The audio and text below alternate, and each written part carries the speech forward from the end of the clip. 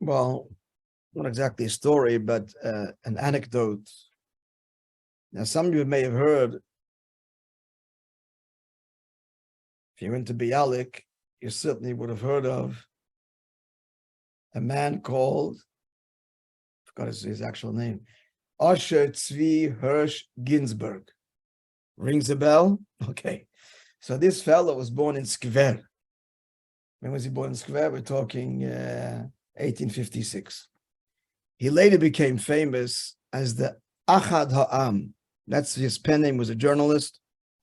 Achad Ha'am, he lifted that right out of the story of Avimelech and Avraham. Avimelech tells Avraham, he didn't tell me she's your wife, and one of the people could have lived with her. He actually meant himself. Now, I have no idea why he chose this as his pen name, but this fellow, without going to a long story, so he was one of the foremost ideologues, philosophers within Zionism. He actually differed strongly and deeply with Herzl.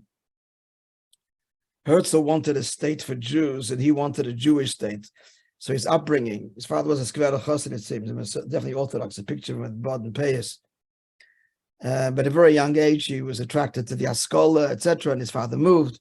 Anyway, he ended up being secular, but still retained very deep appreciation to Yiddishkeit and Gemara, etc., and Jewish values, and felt that this was missing fundamentally in Herzl's agenda, which was just a state for the Jews, and it could be anywhere. It could be, as you know, places in Africa and other places were on the were being discussed. He was also against immigration, creating a state. Suddenly, he felt it wouldn't work, would lead to conflict. It wasn't wrong, and Jews should come there gradually, but primarily, it should be. He was the father of cultural Zionism. He died in Israel in the 20s, and Achad Ha'am, he composed many books and so on, and he's one that, generally speaking, one of its founders, the founders of modern Zionism. Anyway, it became later in life, he was not Pekaitis, but to say that, call it what it was. He appreciated Jewish teachings and values and morality, but he completely distanced himself from the Ruchnius, from the Likus, from the Kedusha. So here's the story, a quote from him.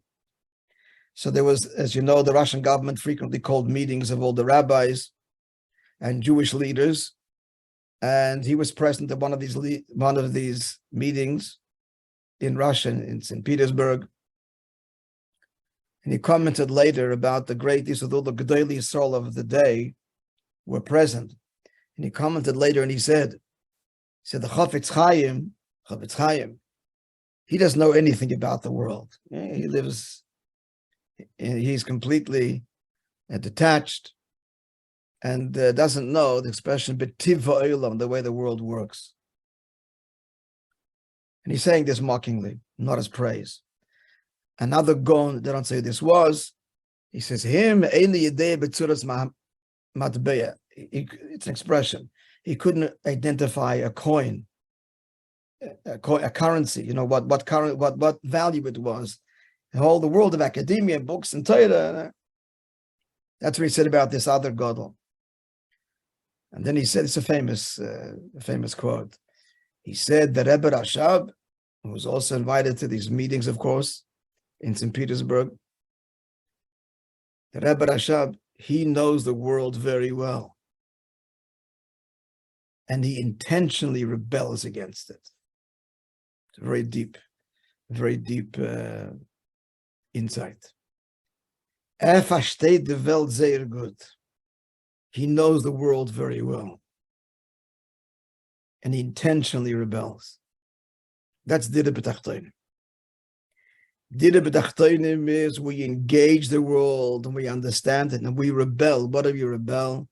We rebel against the world's sense of independence, its corruption, and we're dedicated to suffusing it and revealing godliness. You can't reveal godliness in the world if you don't know the world. There are many levels to this, mind you, because really the sixth generation up until our Rebbe, it was really more about resistance and rebellion. And our Rebbe is about suffusing and transforming. But one leads to the other. The rebellion leads to the transformation. But this is the point. The Rebbe Rashab Chassid, not living in La La Land and disconnected. This world is created by God, and he understands it. He understands its convoluted problems as well. He understands it, but he rebels, which means not accepting the status quo. Well, this is the way it is, and that what can we do? Was can we do? We can do a lot, and our mission, not a lot, we can do everything. And our mission is to understand, engage, rebel, and then transform and illuminate. Have a wonderful day, friends. We'll see you, God willing, tomorrow.